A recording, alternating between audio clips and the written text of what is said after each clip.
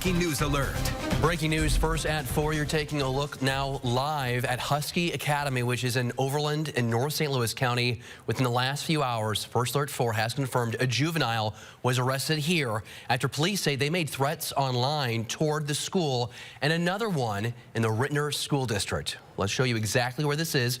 Husky Academy is in Overland on Lackland Road near Woodson Road.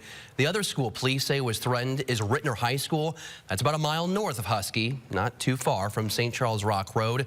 First Alert 4's John Kipper is at Husky now. John, what have you learned?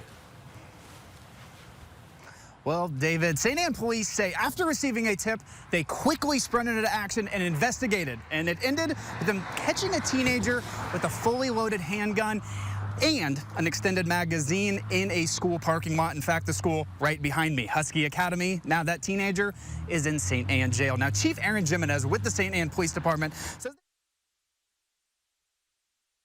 potential threat from social media targeting 2 schools.